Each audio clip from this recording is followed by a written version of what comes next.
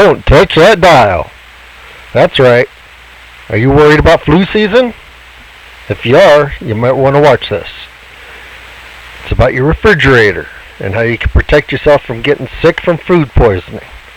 Because once you weaken your immune system, you're going to be able to catch that flu so much easier. So, my name's Greg. Welcome to Good Old RVing. I'm going to be talking to you about the refrigerator and freezer temps and packaging. And so, time to get started. We're going to start off with the freezer temps.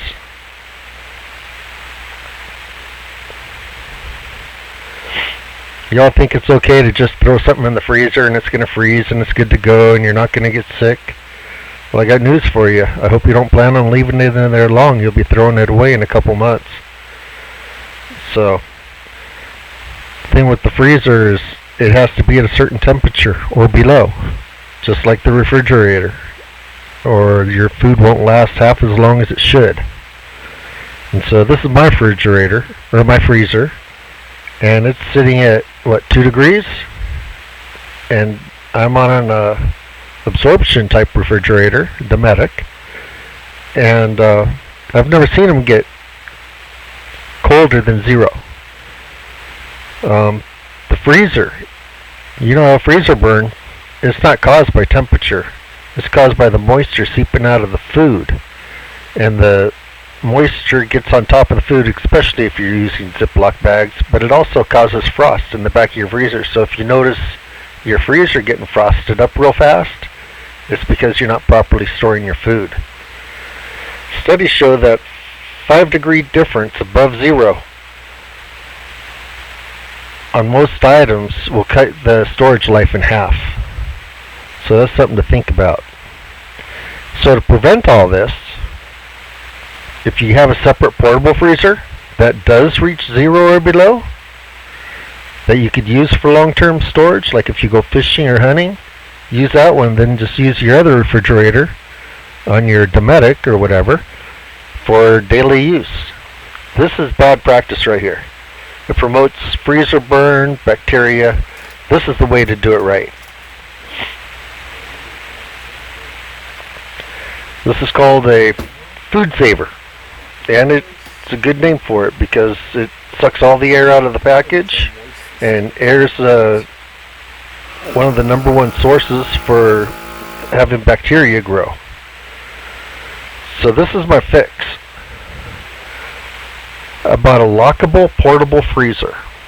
It's small, has a lock because I'm in an RV, and it stays below 0 degrees.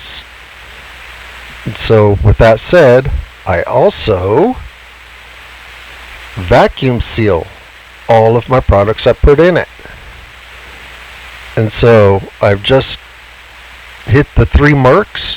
My freezer should be good to go. All my food should be good to go in that freezer and in my other freezer. Now the refrigerator, that's a little bit different. It's a little tricky because there is not one temperature that fits all. The refrigerator has different temperatures in different zones, and you got to be careful, and you got to keep track, and you got to be processed, and you got to be this, and you got to be that, and nobody wants to be all that. People want to go in the fridge, grab something, and let's go. Or when it's time to clean up, put the leftovers in a container, let's go. Well, the fridge is supposed to be 35 to 38 degrees throughout the entire fridge because these are on domestic refrigerators. RV refrigerators, absorption type, good luck with that.